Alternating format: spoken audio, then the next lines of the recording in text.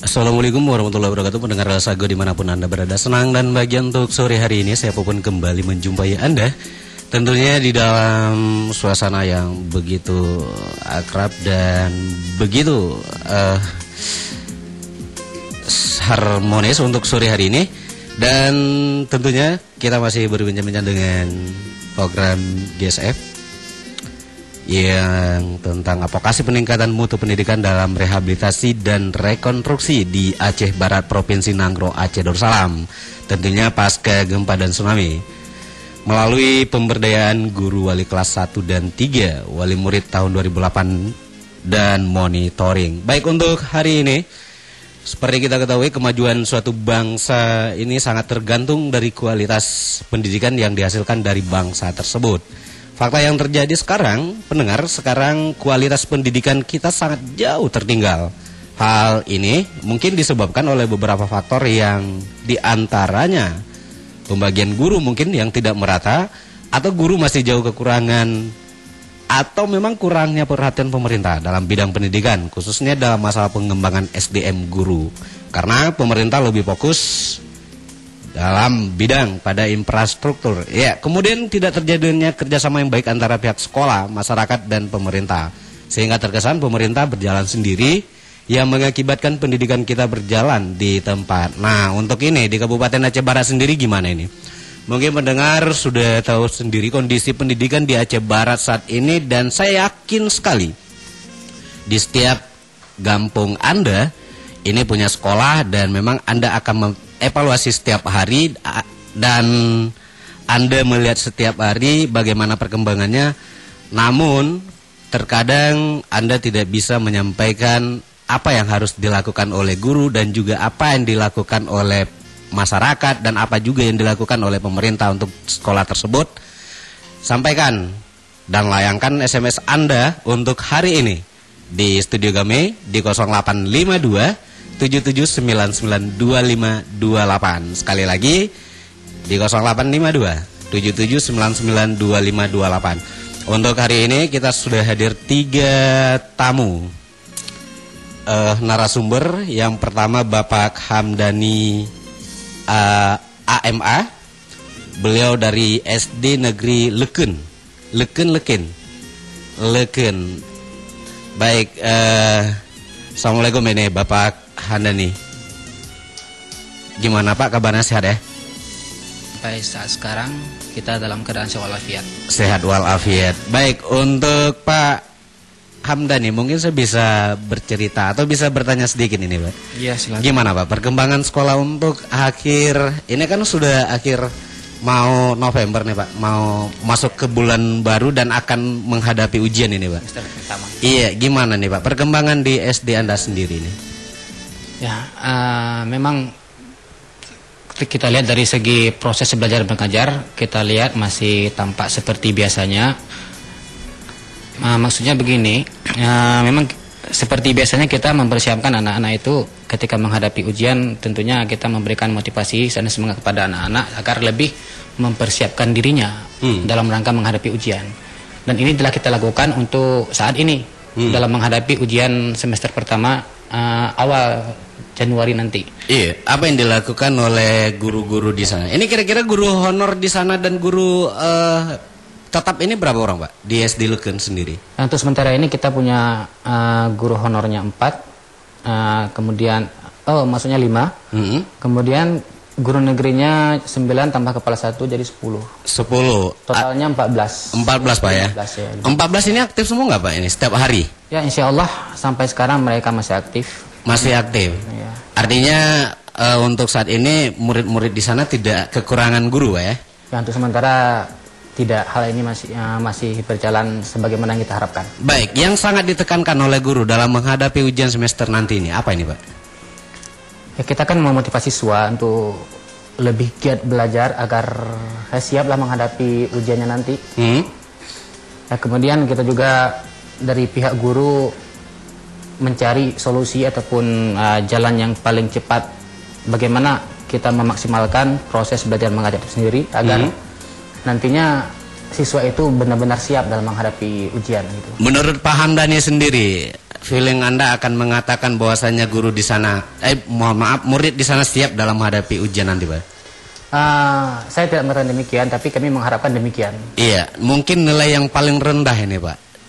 Rata-rata untuk anak murid nanti apa yang ditargetkan ini? Berapa nih ditargetkan? Kalau kita lihat secara merata dari intake siswa, ya kita hanya mengharapkan tidak muluk-muluk, tapi paling minimal lah si anak itu dapat 6,5 lah gitu. 6,5 Pak. Insya Allah kami akan melihat nanti Pak Hamdani. Baik, untuk yang kedua ada Ibu Citra Ulfa AMA, beliau dari SD Negeri Perumnas Penyering. Saya tahu betul kalau SD Negeri Penyering ini dulu punya 3 ruangan. Saat itu mungkin kepala sekolahnya saya nggak tahu dari mana. Nah, untuk saat ini Bu, bisa nggak Bu ceritakan sedikit gimana ini kondisi SD Negeri Penyering nih Bu? Selamat sore pemirsa semua di rumah. Sekarang kondisinya jauh lebih baik dari yang dulu. Lokal sudah menjadi 6. Ruang kepala masih tetap 1. Dan sekarang di sekolah kami sedang dibangun satu unit rumah guru dan 1 unit perpustakaan. Iya, ini kalau dilihat dari gedungnya udah luar biasa nih Bu ya. Kalau dibilang luar biasa tidak juga. Masih sederhana seperti yang dulu. Masih sederhana, tapi kalau dibandingkan dari tahun 2004 yang lu hanya 3 lokal Bu ya. Iya. Ini artinya sudah cukup prasarana yang sudah diberikan oleh pemerintah. Nah, untuk proses belajar mengajarnya sendiri nih Bu, gimana Bu? Alhamdulillah di sekolah kami masih juga seperti sama dengan sekolah-sekolah yang lain. Proses PBM-nya masih berjalan seperti semula. Dan masih lancar. Iya. Ibu bisa cerita sedikit seperti Pak Hamdani, gimana nih proses untuk menghadapi ujian nanti nih Bu? Alhamdulillah proses untuk ujian kami persiapkan anak-anak dengan pelajaran tambahan untuk mempersiapkan dia, mempersiapkan mentalnya dan mempersiapkan materi-materi yang akan mereka hadapi nanti. Iya, rata-rata nilai yang akan diraih nanti Bu nih Bu? Kami mempunyai target. Dan kami ingin sekali anak-anak itu bisa mencapai target kami. Rata-rata nilai 7,5. Iya, untuk kepala sekolahnya sendiri Bu, ini gimana? Peran beliau sebagai kepala sekolah di SD Negeri Penyering ini Bu? Alhamdulillah sampai saat ini SD Negeri Penyering mempunyai kepala sekolah yang sangat baik. Yang sangat baik dalam arti kata gimana nih Bu? Dalam arti kata keseluruhannya. Iya. Baik. Artinya beliau sangat concern dengan pendidikan yang ada di SD Negeri Penyering Bu ya? Iya. Iya. Kalau untuk guru-gurunya sendiri, boleh nggak Bu? Kami tahu bahwasanya di sana itu berapa orang guru honor, berapa orang guru pegawai tetap ini? Sementara ini guru pegawai tetap ditambah dengan kepala sekolah, kami punya cukup yaitu 10 orang. Guru honorer ada 10 orang, jadi totalnya 20 orang. 20. Dan sekarang masih dalam mahasiswa yang PPL 6 orang. 6. Jadi 26. 26. Saat ini. Untuk saat ini 26 Bu. Iya. Dengan murid berapa orang Bu? Dengan murid lebih kurang 145 orang. 145. Kalau dibagi 26 berapa murid satu guru Bu? Satu guru bisa tergantung kelas. Iya. Artinya pendidikan di sana cukup bagus Bu ya? Alhamdulillah masih cukup bagus. Baik, kita lihat nanti dan kita akan juga minta partisipasi masyarakat sekali lagi. Layangkan SMS Anda di 085277992528 mengenai tentang sekolah-sekolah SD yang ada di Kabupaten Aceh Barat khususnya untuk sore hari ini, juga pendidikan pada umumnya. Untuk yang ketiga kita ada juga komentator. Komentator ini adalah seorang staf di GSF yang sering memonitoring setiap pendidikan yang dilakukan oleh GSF di Kabupaten Aceh Barat. Karena kita tahu GSF sudah melakukan advokasi tentang pendidikan mulai dari tahun 2006 insya Allah, kalau saya tidak salah. Ini dia Cuti. Assalamualaikum Cuti. Waalaikumsalam warahmatullahi wabarakatuh. Gimana Bu, sehat Bu ya? Alhamdulillah. Alhamdulillah. Anaknya sehat Bu ya? Sehat. Mungkin Cuti Bu bisa cerita sedikit ini bagaimana perkembangan SD terutama di Kabupaten Aceh Barat yang sangat-sangat jauh dari perkotaan. Kalau dulunya kan Jampelawan adalah kota. Nah sekarang Leukeun sama 3 Pak ya? Ya, sama 3. Leukeun sama 3 Perumnas Penyering itu adalah Kecamatan Merubu. Artinya di pinggir-pinggir kota. Ini gimana kalau Ibu lihat perkembangan pendidikannya? Kalau menurut data kami tim monitoring dari GSF, perbedaan antara sekolah yang di kota dengan di desa ini sangat jauh dalam arti kata dari segala bidang. Misal kalau misalnya dari segi guru ataupun dari segi muridnya. Kalau gurunya ini mungkin dari aspek muridnya mungkin dari segi aspek berbahasa ataupun dari SDM-nya mungkin lebih jauh dibandingkan dengan yang di perkotaan. Kalau di perkotaan ini muridnya mungkin lebih pintar ataupun lebih mengetahui segala sesuatu seperti misalnya berbahasa. Ini mungkin kalau di kota lebih lihai, tapi kalau di desa mungkin ini lebih jauh ketertinggalan. Baik, mungkin salah satu penyebab kenapa murid-murid yang ada di pinggir-pinggir kota ini selain Jampelawan ini sangat jauh ketinggalan ini Bu. Mungkin kalau di kota ini dari pertama masuk SD mungkin sudah diutamakan harus mempunyai ijazah taman kanak-kanak yaitu TK. Tapi kalau di perkampungan ini rata-rata TK ini tidak ada, langsung masuk SD. Tidak ada, harus dituntut harus ada ijazah TK untuk masuk SD. Iya, tapi bukan berarti dengan ijazah TK anak tersebut sudah pintar dong Bu. Iya, tapi kan minimal kalau udah kita masuk SD ini anak-anak sudah bisa menguasai ataupun sudah ada pengalaman di tingkat dasar. Oke, baik Bu Cuti, Bu Citra dan juga Pak Hamdani. Kita akan ngobrol nanti setelah yang satu ini. Yang pasti bagi pendengar yang ada di rumah, silakan aja Anda tanyakan tentang dunia pendidikan di Kabupaten Aceh Barat di 0852 7799 2528. Kami akan kembali setelah yang satu ini. 94,5 FM. Baik, masih dari Jalan Nasional Komplek Bulog Melabu bersama saya Pupun. Dan pendengar, sekali lagi kami ingatkan pada Anda untuk mengirimkan SMS Anda di 0852 77992528 di 0852 77992528. Baik tentang keluhan Anda atau memang tentang dunia pendidikan di Kabupaten Aceh Barat yang saat ini lagi kita bicarakan bersama 3 narasumber kita pada sore hari ini. Baik, dan bagi kaum muslimin dan muslimah selamat menunaikan ibadah sholat asar. Mudah-mudahan amal ibadah Anda diterima oleh Allah Subhanahu wa taala. Amin. Baik, kita kembali lagi. Baik Pak Hamdani, Bu Citra dan juga Bu Cuti. Mungkin ada beberapa pertanyaan yang saat ini lagi mencuat dan juga lagi berkembang di Kabupaten Aceh Barat. Nah, mungkin salah satunya di sekolah Pak Hamdani itu kan ada metode pelajaran ada ya? Metode pelajaran atau metode kurikulum? Saya juga nggak tahu ini. Mungkin pertanyaan saya adalah di sekolah Bapak ini apa sudah digunakan silabus dan RPP dalam mengajar ini, Pak? Kami di sekolah ya memang barang itu yang namanya silabus dan RPP tematis itu maksudnya tematis ataupun keseluruhannya KTSP. Ya, kalau keseluruhan KTSP itu memang KTSP masih barang baru bagi kami. Jadi ketika kami menerima KTSP itu kan masih memerlukan sebuah masa transisi untuk melaksanakannya.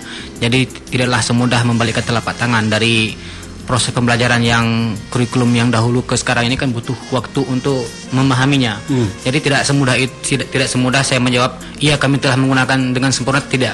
Tapi kami hanya berusaha semaksimal mungkin apa yang diharapkan oleh pemerintah, bagaimana PPM yang benar itu ingin kami laksanakan ya semaksimal mungkin sebisa kami dengan pengetahuan kami seadanya. Iya, mungkin cara yang sangat praktis Pak Hamdani lakukan bersama guru-guru di sana ini apa ini untuk biar anak-anak lebih cepat menangkap apa itu silabus dan RPP itu sendiri nih?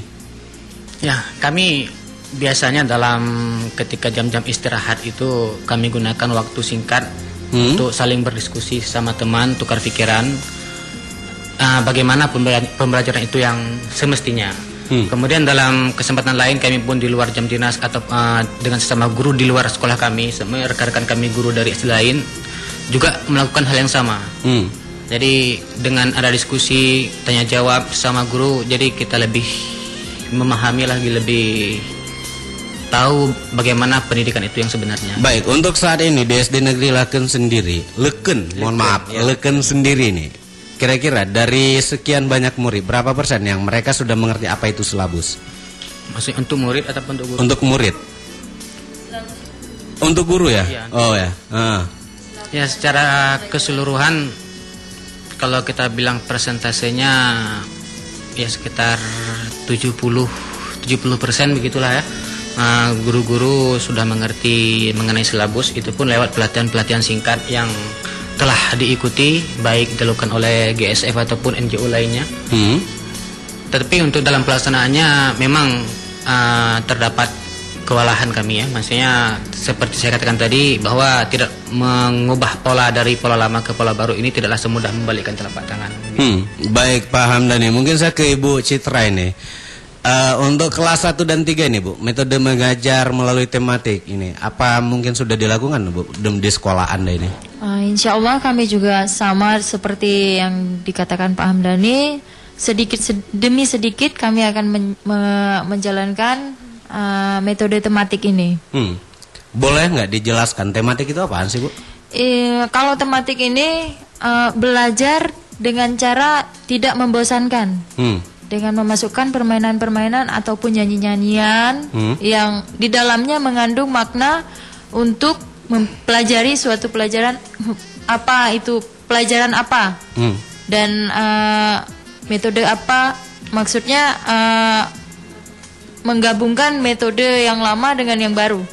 Nah, kalau dari sisi murid sendiri, respon mereka terhadap sistem atau metode pelajaran mengajar seperti ini gimana nih? Menurut hemat saya, kami bersyukur para guru-guru yang sekarang bersyukur sekali dengan adanya training yang diadakan oleh GSF ini. Karena dengan demikian kami mendapat pengalaman baru ataupun ilmu baru untuk mengajarkan lebih menyenangkan di dalam lokal, di dalam kelas, membuat anak-anak tidak bosan untuk belajar dan belajar. Ya, itu kalau yang telah dilakukan oleh GSF seperti itu.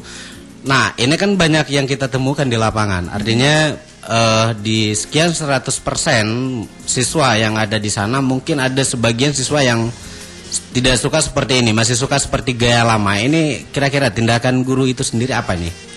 Kalau menurut kami untuk sistem tematik ini tidak ada siswa yang tidak senang untuk bermain.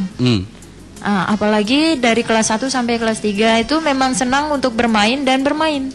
Dalam permainannya ini kita memasukkan pelajaran-pelajaran yang bisa diingatnya. Itulah yang dikatakan sistem tematik. Nah, kira-kira contohnya seperti apa nih Bu? Misalnya kita mau belajar matematika, mengajarkan angka 1. Ada nyanyian yang berbunyi 1, 1 aku sayang ibu. Di situ mengajarkan dua pelajaran sekaligus. Yang pertama angka, yang kedua akidah akhlak.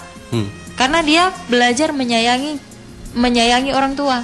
Iya, baik. Kalau dari sisi masyarakatnya sendiri, artinya mungkin di sini wali murid di SD Ibu sendiri mendukung nggak dengan cara-cara seperti ini? Kalau menurut saya, menurut hemat kami ya, yang kami perhatikan selama ini, kalau untuk di sekolah kami, untuk masyarakat ini sangat minim. Minim untuk bisa kerjasama dengan kami. Iya, kenapa itu Bu? Dalam segi ekonomi ya, dalam segi skill ataupun ilmu wawasannya kurang. Dan satu lagi karena mungkin tekad orang tua ini untuk mengajarkan anaknya biar bisa jangan seperti orang tuanya. Jadi wali murid ini hanya menggantungkan anaknya kepada guru ataupun kepada sekolah saja. Oke, kalau seandainya anak-anak ini hanya dititipkan kepada guru, Dan sementara seperti Ibu katakan tadi, mereka seolah-olah apatis terhadap dunia pendidikan, apalagi di SD Ibu sendiri. Ini gimana untuk perkembangan ke depan? Kira-kira murid ini bisa nggak berbaur dengan guru, seolah-olah guru itu jadi orang tua bagi dirinya? Iya, bisa.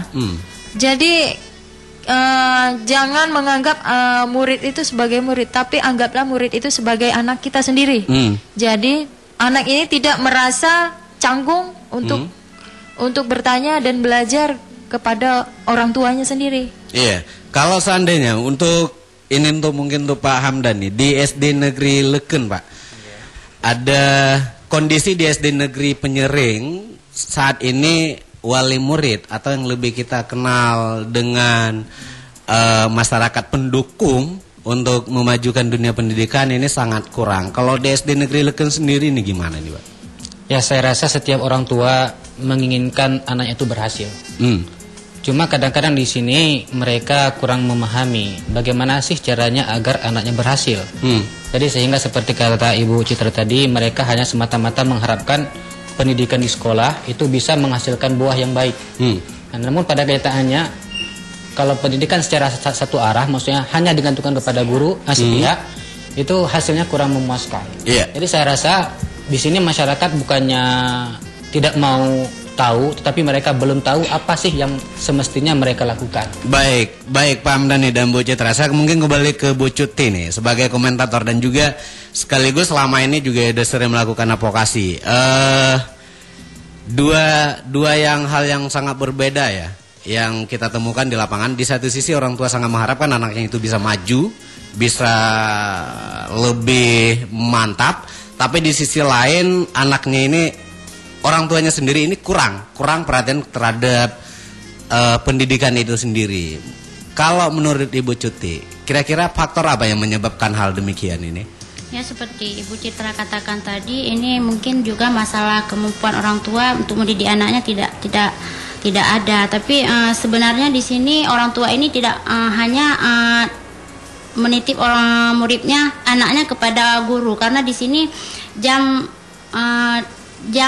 murid ini lebih banyak di rumah daripada di sekolah. Jadi murid ini sebaiknya lebih banyak diajarkan belajar bersama orang tuanya, karena waktu jam bersama guru hanya 8 jam, sedangkan selebihnya ini bersama orang tua. Jadi orang tua ini sebaiknya lebih berperan aktif untuk mendidik anaknya di rumah. Iya, mungkin di pertanyaan saya tadi, satu sisi memang orang tuanya menginginkan kalau anaknya itu lebih maju, dan di satu sisi seperti kata Bu Citra tadi, di SD Negeri Penyering sendiri itu orang tuanya sangat minim memperhatikan pendidikan. Artinya mungkin tidak ada sugesti, tidak ada perangsang untuk anaknya di sekolah. Nah, mungkin ada faktor lain nggak ini yang menyebabkan kenapa orang tua tersebut bisa berdua latar belakang ini? Maksudnya?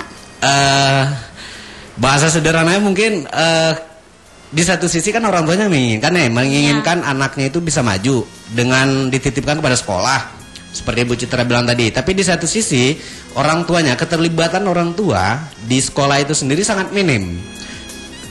Padahal kita tahu dengan perannya orang tua ini mungkin anak yang dititipkan kepada guru ini lebih bersemangat untuk bersekolah gitu.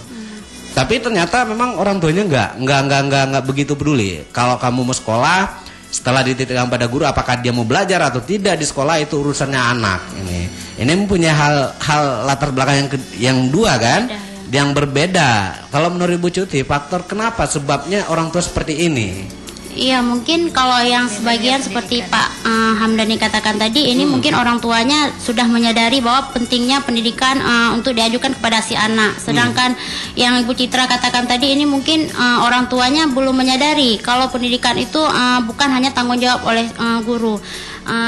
Sebaiknya ini orang tua ada arahan khusus untuk agar orang tua ini mengetahui bahwa pembelajaran itu juga penting di rumah. Dan insya Allah kami dari GSF juga untuk ke depan merencanakan untuk mentraining wali murid. Ini tujuan kami untuk agar orang tua murid ini mau peduli terhadap pendidikan anaknya di rumah. Baik Bu Cuti, saya mungkin kembali ke Bu Citra ini karena sangat menarik Bu dengan kedua latar belakang yang sangat berbeda. Dan mungkin ini menjadi salah satu faktor kenapa anak itu tidak berhasil untuk dididik di sekolah. Dan dari peran guru sendiri, atau dari peran guru serta fungsi dari guru itu sendiri, kan ada kepala sekolah, ada wakil kepala sekolah, dan juga ada guru-guru bidang studi nih.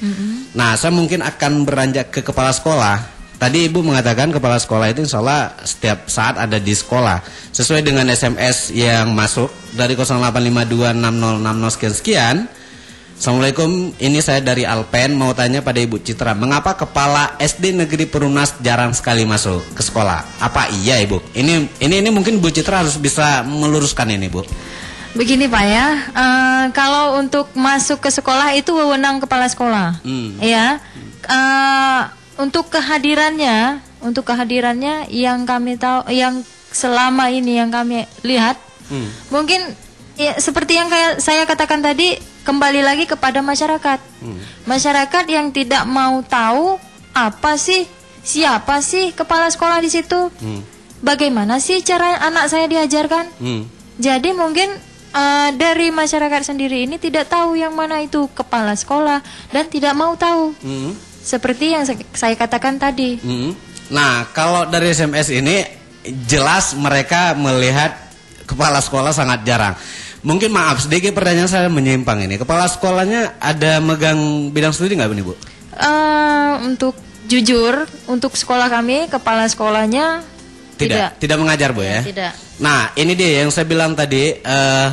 Kita coba kaitkan SMS ini dengan pertanyaan saya, keterlibatan wali murid tadi. Kalau seandainya wali murid tidak terlibat di dalam dunia pendidikan di SD Negeri Penyering, artinya dia tidak tahu kenapa pertanyaan ini bisa muncul. Nah kan artinya mungkin mereka terlibat. Artinya jawaban Bu Citra tadi yang bilang sangat minim. Ada beberapa yang masih sangat concern. Minim itu bukan berarti tidak ada, tapi minim. Iya, berarti masih ada nih Bu ya. Nah mungkin selama ini pernah nggak Bu dilakukan pertemuan-pertemuan dengan wali murid oleh sekolah sendiri? Kalau untuk sekolah kami, untuk khususnya saya pribadi dan khususnya guru-guru yang untuk masalah-masalah yang sangat harus perlu dengan orang tua, bertemu dengan orang tuanya, kami lakukan pemanggilan kepada orang tua dan kompromi pada orang tua juga. Iya. Artinya kalau ketika terjadi kesalahan, kalau tidak ada kesalahan, apakah pernah berembung nggak Bu? Iya pernah. Iya pada saat akan ujian dan pada saat anak ini mengalami peningkatan agar dia bisa untuk menahan atau mempertahankan prestasinya ini dengan dukungan orang tua. Baik, saya kembali ke Pak Hamdan nih. Kalau di kondisi Leken sendiri gimana nih Pak? Keterlibatan orang tua, Bapak sudah mengatakan tadi ini sangat aktif nih. Sangat aktif dan sangat berfungsi ya, peran dari orang tua itu sendiri ya. Nah, dari wali murid itu sendiri kan ada komite sekolah nih Pak. Ada komite sekolah. Saya juga akan baca SMS dari pendengar untuk di sana. Dari 474 di ujungnya sambil. Assalamualaikum Pak, ini warga sama 3. Oh ya, kami mau nanya soal di SD Leken. Apakah di SD itu selama ini berfungsi komite sekolah? Kecuali itu wali murid yang dilibatkan untuk memantau juga nampaknya tidak kreatif. Bagaimana ini Pak? Mungkin Pak Hamdan ini bisa juga meluruskan pertanyaan ini. Silakan Pak. Ya, terima kasih. Tadi yang maksud daripada jawaban saya bukannya masyarakat itu aktif, tapi mereka kan ingin agar anaknya berhasil. Namun kadang-kadang mereka di sini kurang mengerti apa yang harus mereka lakukan. Saya katakan demikian. Jadi dalam arti kata mereka ingin tapi belum tahu caranya. Nah, mengenai tadi katanya apa pertanyaannya? Apakah di SD itu selama ini berfungsi komite sekolah ya? Ya, kalau saya rasa untuk SD Negeri Leken, kalau kita bilang aktif, yang seaktif-aktifnya masih belum ya. Karena mungkin di sini bukannya mereka tidak mau, tetapi kita harus tinjau apakah komite ini tahu fungsinya sebagai komite, itu harus kita tinjau kembali. Kalau Bapak lihat sendiri, tahu nggak mereka fungsinya apa? Untuk secara keseluruhan saya rasa belum, tapi mungkin secara melalui ngobrol-ngobrol ataupun melalui feelingnya sendiri, secara demikian saya rasa komitenya tahu fungsinya, tapi belum begitu aktif, belum begitu maksimal pengetahuannya mengenai fungsi komite. Baik, kalau menurut Bu Cuti, kenapa ini komite sekolah masih kurang tahu secara maksimal fungsi mereka di sekolah? Padahal fungsi mereka ini juga salah satu pilar atau tiang untuk bisa memajukan pendidikan. Ini kenapa nih, Bu?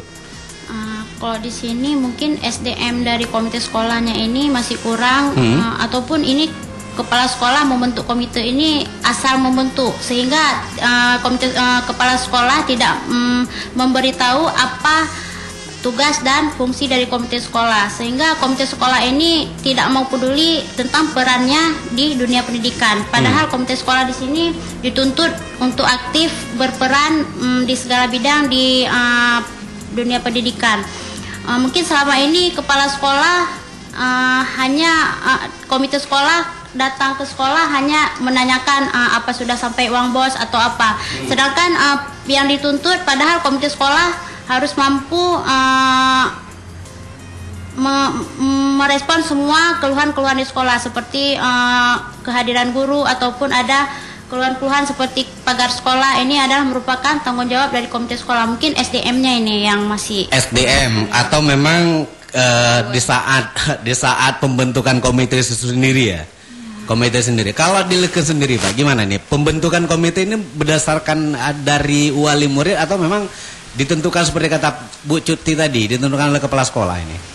Memang kalau kita lihat sejarah yang sebenarnya, kalau jujur saja saya belum tahu, karena memang saya masih baru di Leken. Masih baru ya? Masih baru. Jadi ketika saya masuk ke Leken sudah ada komitenya. Jadi bagaimana latar belakang pemilihan komite itu saya kurang tahu. Baik, berapa bulan Pak di sana? Lebih kurang baru sekitar 8 bulan gitu. 8 bulan Bapak sudah pernah ketemu dengan komite sekolah? Ya, sering. Sering. Gimana Pak peran mereka di SD Leken sendiri? Nah, itulah saya lihat memang keinginan daripada komite untuk sekolahnya itu maju sangat besar. Seperti kata Ibu Cuti katakan tadi, memang karena mungkin fungsi daripada komitenya itu belum mereka ketahui secara penuh. Jadi bagaimana ya, mereka itu jadi mereka melakukan apa yang mereka tahu, padahal seharusnya mereka tahu apa yang mereka lakukan gitu. Baik Pak Hamdani, Bu Citra dan juga Bu Cuti, sekali lagi saya ingatkan kepada pendengar yang Anda ingin tanyakan di sore hari ini kepada 3 narasumber kita, silakan aja Anda layangkan pesan singkat Anda di 0852 77992528. Kami kembali setelah yang satu ini.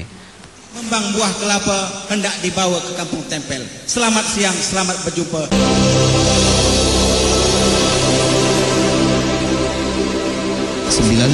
Common Matter. Baik, masih dari Jalan Nasional Komplek Bulog Melabu bersama saya Pupun dan juga 3 narasumber kita pada sore hari ini. Kita masih tetap berbincang tentang konsentrasi tentang dunia pendidikan di Aceh Barat. Kita sudah sama-sama mendengar, dan sekali lagi mungkin saya ingatkan kepada pendengar yang ingin menanyakan langsung kepada 3 narasumber kami pada sore hari ini, silakan aja Anda mengetik pesan singkat Anda di 085277992528. Sekali lagi di 08527799282528. Baik, mungkin kita kembali lagi ke Pak Hamdan ini Pak. Bu Citra tadi juga menceritakan bahwasanya tematik itu adalah menggabungkan 2 metode dari permainan juga pelajaran. Nah, mungkin sebelum di training oleh GSF Pak, tematik ini kan juga di training oleh GSF. GSF juga melakukan hal yang sama. Sebelum di training oleh GSF, di Leken sendiri sudah menggunakan belum Pak? Mengenai pembelajaran tematik, itu sebelum GSF melakukan training, kami pun telah menerima pelatihan ini dari NGO lain. Namun di sini terdapat mungkin sedikit perbedaan ya. Kalau pelatihan dari NGO lain itu kami tidak melakukan praktek langsung di sekolah, Ketika dengan GSF kami turun langsung ke lapangan, jadi mengajar di sekolah. Nah, jadi di situ terletak perbedaannya. Mengenai materinya mungkin tidak jauh berbeda. Jadi NGO lain pun menyampaikan materi yang sama, dari GSF pun materinya sama, walaupun nanti ada sedikit perbedaan, bukan berbeda tapi misalnya dari NGO lain lupa mengasih bahan ini, di GSF ada bahannya gitu. Artinya metode penyampaian tematik ini, cara trainingnya yang mungkin berbeda, Pak ya? Bukan cara trainingnya, mungkin maksudnya ada hal-hal yang terlupakan di waktu training di sebelumnya, kemudian waktu di GSF hal itu kami temukan, maksudnya begitu. Baik, kalau untuk orang tuanya sendiri, orang tua dari murid-murid yang ada di SD Leken ini, Pak, kira-kira keuntungan apa yang mereka peroleh ketika sistem tematik ini diberlakukan di SD Negeri Leken? Ya, untuk sekarang saya belum bisa mengatakan keuntungannya ya, tapi yang jelas pembelajaran tematik ini saya rasa sangat berguna dan sangat menarik bagi siswa. Jadi kalau kita lihat keuntungannya nanti setelah pembelajaran tematik ini bisa jalan dengan sesuai rencana, baru kita lihat nanti hasil. Jadi sekarang kita masih dalam masa-masa katakanlah masa sulit ataupun masa transisi untuk memahami tematiknya itu. Baik, untuk satu sistem butuh berapa lama, Pak, untuk beradaptasi dengan sistem tersebut ini? Itu tergantung nanti kepada setiap individunya. Jadi memang kalau kita lihat ketika KTSP-nya diresmikan kalau tidak salah Juni 2006, dan akan harus dilaksanakan tidak boleh tidak nanti 2009. Jadi kalau kita lihat sekarang pun masih masa-masa untuk perubahan lah gitu. Ya. Jadi ada tengah waktu sekitar 2 tahun lah ya. Secara nasional. Tapi kalau secara individu nanti itu tergantung pada individu itu sendiri ya. Baik, kalau secara nasional 2 tahun diberlakukan baru mulai ada manfaat yang kita rasakan ini, Pak. Tapi nanti suatu saat 2009 nanti kan sudah menggantikan menteri kembali kan. Artinya kembali berubah kebijakan-kebijakan yang terjadi di tingkat nasional kepada sekolah-sekolah. Nah, di SD Leken sendiri untuk mempersiapkan hal ini, langkah-langkah apa yang sudah disiapkan ini? Ya, kalau kita bilang nanti terjadi pergantian menteri, terjadi pergantian kurikulum, itu mungkin pemikiran kami masih jauh. Kami tidak terpikir untuk hal demikian. Yang kami pikirkan sekarang bagaimana cara kami agar bisa memahami KTSP itu sendiri. Oh gitu, Pak ya. Baik, Pak Hamdani, saya mungkin ke Ibu Citra. Kalau Ibu Citra gimana, Bu? Di SD Negeri Penyering, sebelum di training oleh GSF sudah pernah nggak ini melakukan sistem tematik ini? Kalau untuk SD kami ya terus terang ya belum ya. Karena apa? Dengan adanya training GSF ini kami berterima kasih sekali kepada GSF karena telah membuka wawasan baru bagi kami bagaimana caranya mengajarkan anak dengan tidak membosankan. Nah, kalau di kalangan orang tua, kira-kira keuntungan apa yang didapatkan ini? Kalau di kalangan orang tua, keuntungannya anak ini lebih mau bertanya kepada orang tua. Dan satu lagi, dengan adanya sistem tematik ini, kami para guru lebih mudah dan tidak perlu pegangan buku lagi. Karena kenapa? Dalam sistem tematik ini kami di dalam silabus dan RPP-nya sudah kami tuangkan semua pelajaran yang akan diajarkan ke besok. Baik. Jadi guru benar-benar siap untuk mengajarkan anak di esok harinya. Iya, untuk secara psikologi di guru sendiri dengan perubahan metode-metode ini, kira-kira yang sangat membingungkan itu apa? Kalau bagi kami, bagi saya khususnya, perubahan metode ini, metode yang seperti inilah yang kami harapkan, dan trainingnya dan para tutor yang menyampaikan pada kami, cara tutor menyampaikan kepada guru-guru bagaimana menjalankan proses belajar-belajar yang baik. Baik, Bu Citra, saya mungkin kembali ke Bu Cut ini. Kenapa GSF bisa berpikir untuk melakukan training tentang tematik ini? Iya, mungkin karena kami merasa bahwa pembelajaran tematik ini lebih cocok diterapkan di tingkat sekolah dasar karena pembelajaran tematik ini pembelajarannya menyeluruh, jadi lebih cocok diterapkan di tingkat dasar dari kelas 1 sampai kelas 3 mungkin, karena di sini antar pelajaran ini mempunyai satu kesinambungan. Iya. Kalau dari sisi GSF sendiri, keuntungan apa yang bisa diambil dari tematik ini?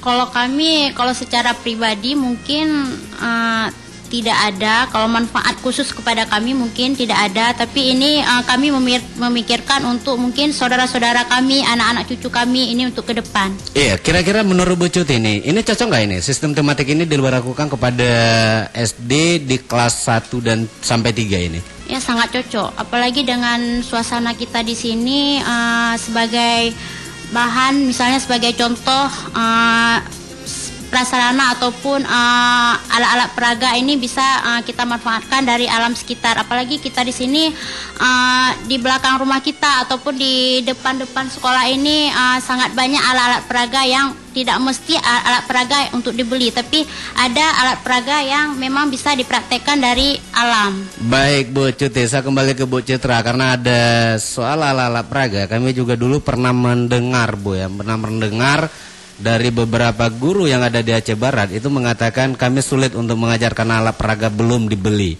Nah, kata Bu Cuti, ini bisa diberlakukan alat-alat peraga yang ada di depan, misalnya kayak pohon, kayak ini, kayak itu. Nah, kalau di SD Negeri Penyerim sendiri gimana Bu?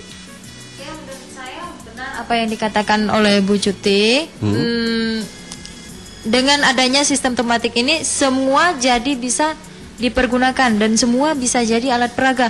Tergantung dari asupan guru dan kesiapan guru untuk proses belajar mengajarnya. Kalau di SD Penyerim sendiri semua guru siap nggak Bu? Sementara ini yang saya perhatikan 80% siap. 80% siap? Iya. Artinya ada beberapa yang tidak siap? Ya. Kenapa Bu tidak siap? Begini ya Pak ya, di setiap sekolah itu pasti punya kekurangan. Setiap manusia punya kekurangan. Dan kekurangan itu tidak boleh kita pandang sebelah mata. Nah, jadi tidak mungkin semua guru itu bisa merasuk ataupun bisa mengajar seperti guru lain mengajar. Iya, tapi sepengetahuan saya ini Bu, pengetahuan saya juga sebagai masyarakat dan juga sebagai pernah merasakan sekolah. Yang namanya guru itu kan sesudah memasuki ke guru, artinya sudah memilih pekerjaan sebagai guru, siap tidak siap kan harus siap ini Bu. Nah, tapi kalau seandainya kenyataan di SD Penyerim itu ada beberapa yang tidak siap, ini faktornya kenapa nih Bu? Saya bukan menggolongkan ataupun mencap bukan tidak siap, tapi kemampuannya mungkin ada guru yang sudah banyak ditimpa masalah dan beban pikirannya lebih banyak dan mungkin belum dapat pelatihan. Salah satunya Bu, satunya kira-kira beban apa yang dihadapi oleh guru-guru saat ini? Mungkin beban dari di rumah, ada yang sudah anaknya sudah kuliah, mungkin beban ekonomi atau beban yang lain. Sedikit, bukannya untuk mencongkel kehidupan guru, tapi sekali lagi ketika kita sudah bersumpah untuk menjadi seorang guru, menjadi seorang pendidik, kita sudah siap lahir dan batin Bu ya.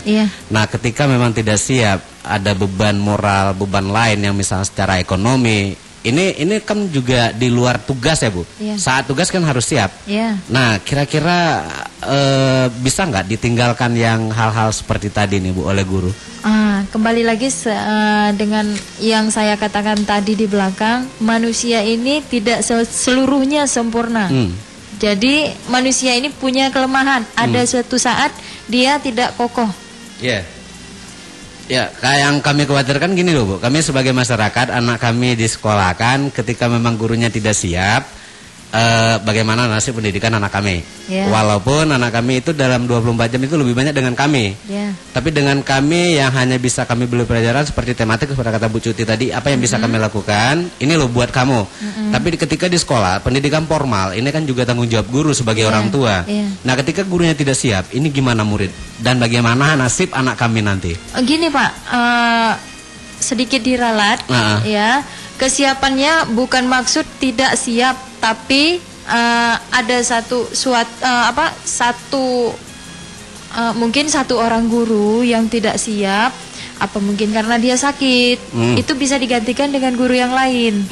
Disinilah perlu kerjasama tim dalam satu sekolah. Oh gitu ya. Yeah. Baik, saya kembali ke Pak Hamdani. Ini sangat menarik ini Pak. Kalau persoalan guru di saat ini, satu sisi memang diwajibkan untuk menyukseskan pendidikan secara nasional, tapi di satu sisi juga kami memaklumi bahwasanya taraf penghasilan guru itu masih jauh di bawah, mohon maaf, misal seperti anggota dewan yang saat ini tanpa sarjana juga mereka punya gaji besar.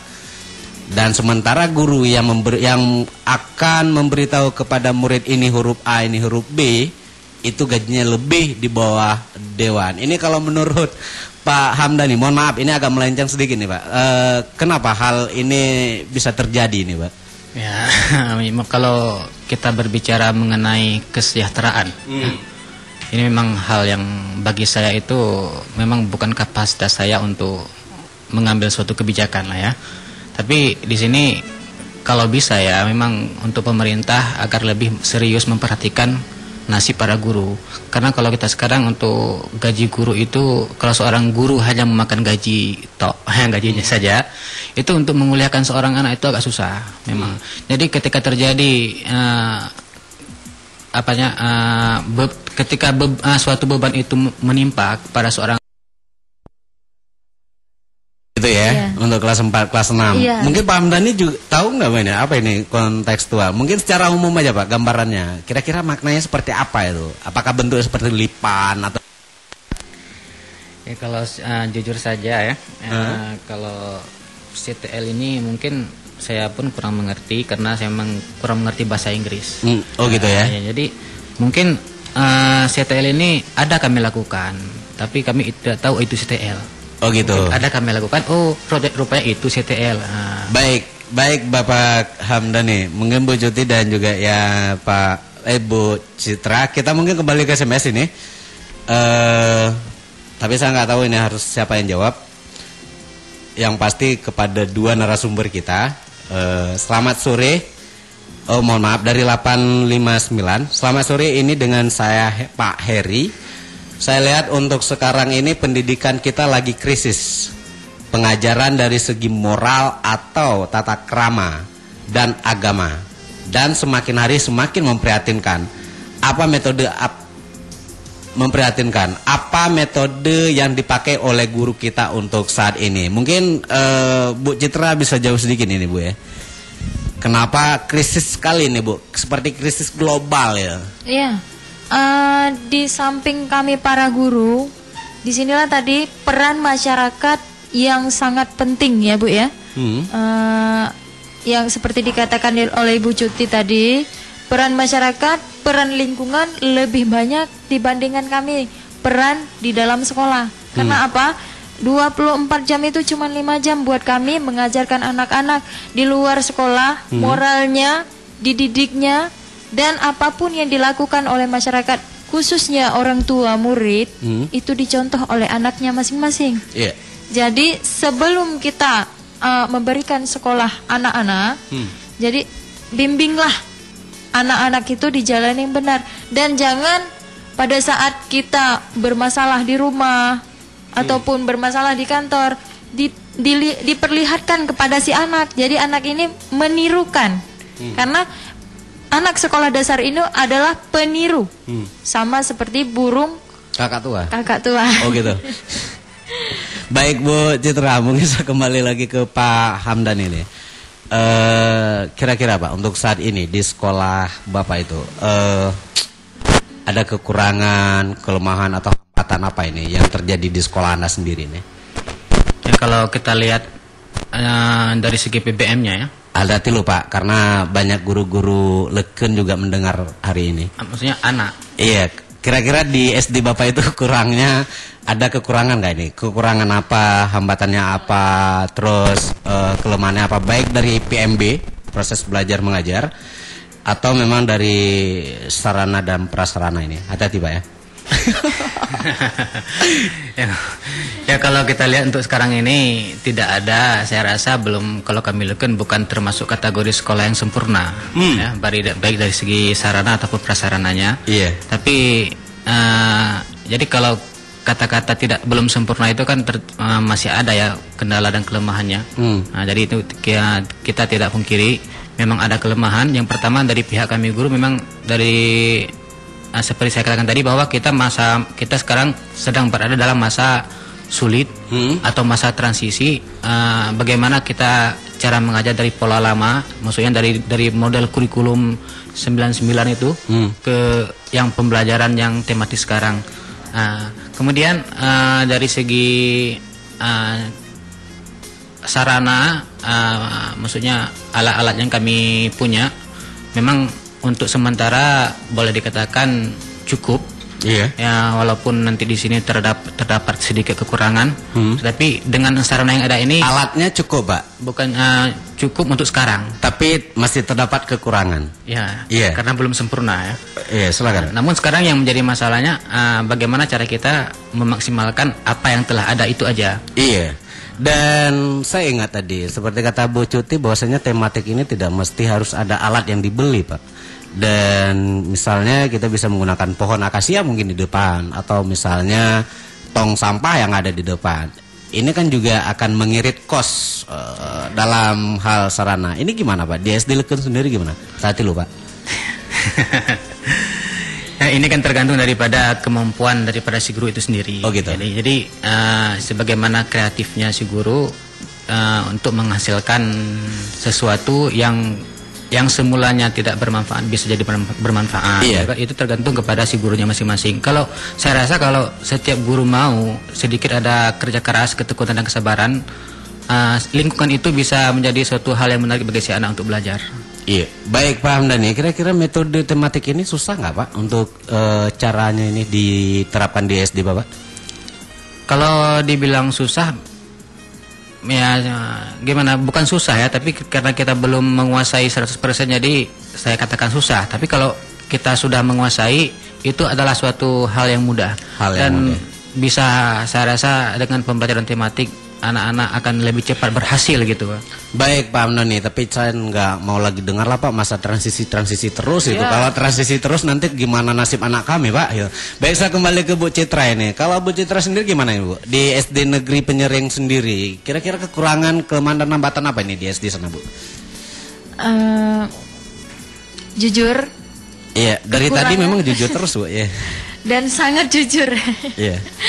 Kekurangan masih banyak di sana sini di sekolah kami, dan di kesempatan ini saya khususnya memohon kepada pemerintah untuk memperhatikan sekolah-sekolah yang ada di pelosok-pelosok. Iya. Jangan hanya di kota saja. Iya. Karena apa? Yang di pelosok ini kami seperti dianaktirikan. Tidak diperhatikan oleh pemerintah. Ayo pemerintah, dong perhatiin dong. Terus, Bu, silakan, Bu. Udah. Oh, itu aja, Bu, ya.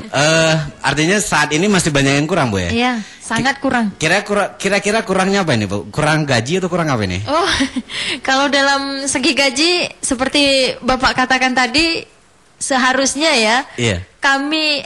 Saya telah sangat bersyukur kepada guru saya, sangat-sangat berterima kasih karena beliaulah saya bisa seperti ini. Yeah. Dan kalau saya punya kemampuan dan punya wewenang untuk menaikkan gaji mereka, saya akan menaikkan gaji mereka. Karena kenapa?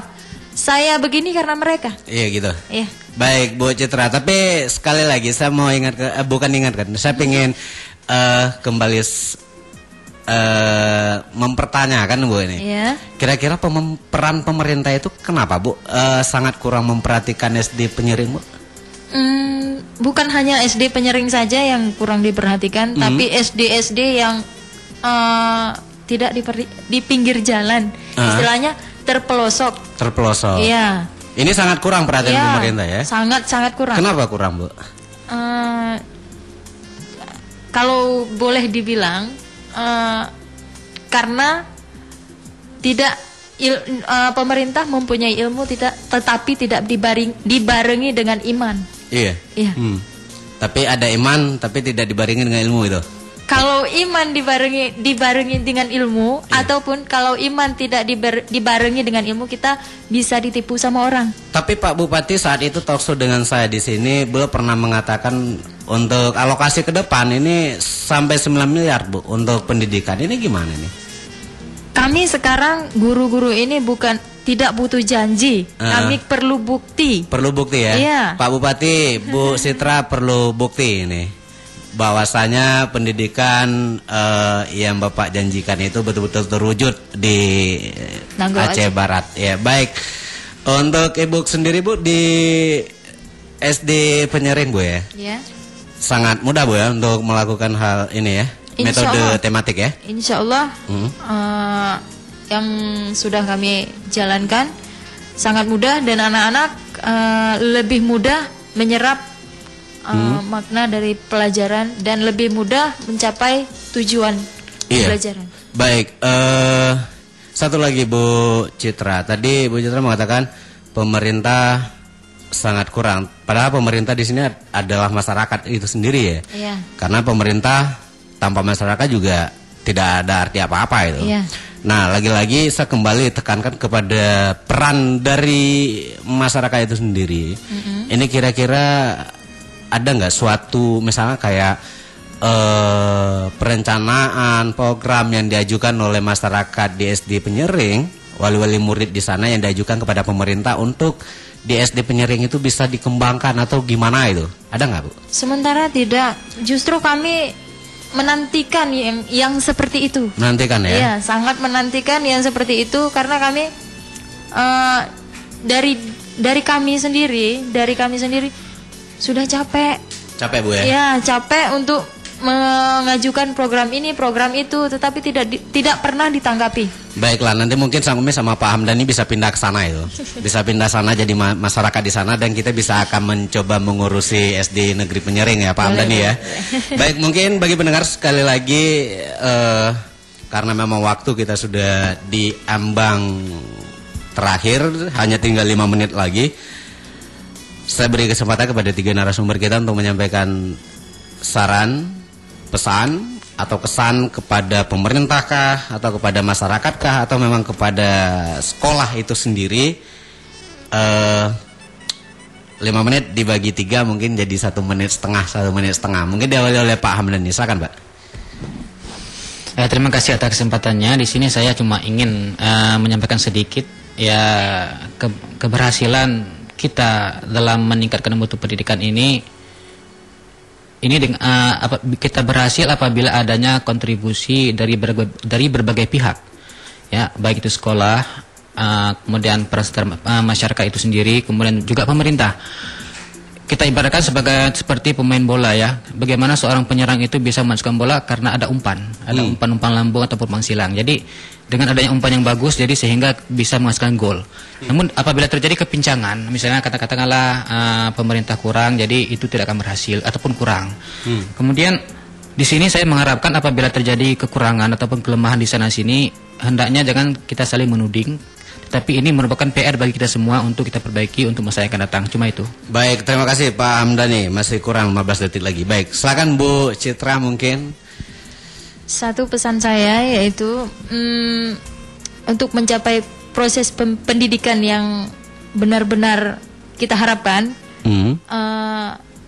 kami memohon para guru dalam hal ini peran serta murid, wali kelas, orang tua murid, komite sekolah, dan juga sebagai pelaksana pendidikan ataupun pelaksana negara, adanya negara sebagai pelaksana dalam hal ini pemerintah, Pemda, DPRK, tidak ada perbedaan antara sekolah seperti sekolah inti, sekolah unggul, sekolah percontohan, sekolah favorit, karena semua sekolah sama, tidak perlu di-elit-elitkan. Semua mutu sekolah itu harus sama sebenarnya. Iya. Itu saja. Tidak ada perbedaan di antara kita. Bukan tidak ada dusta di antara kita Bu ya. Baik Bu Citra, terima kasih. Mungkin dari GSF sendiri silakan Bu Cuti. harapan saya ke depan mungkin adanya interaksi serta komunikasi yang efektif tentang kebijakan wali murid dan para pendamping sekolah melalui komite sekolah, kepala sekolah dan juga guru. Serta mungkin dapat terbangunnya jaringan antar sekolah dengan para pihak dan yang berkepentingan dan para pihak pengambil kebijakan. Baik, terima kasih Bu Cuti, makasih Bu Citra dan juga makasih Pak Hamdani sudah hadir di studio kami pada sore hari ini. Dan sekali lagi terima kasih pada pendengar yang sudah mengirimkan SMS. Seperti kita ketahui bahwasanya pendidikan itu bukan hal yang mudah untuk dijalankan di negara ini, terutama di Kabupaten Aceh Barat, apalagi dengan banyaknya kekurangan, banyaknya kelemahan yang terjadi saat ini setelah pasca konflik dan juga pasca tsunami.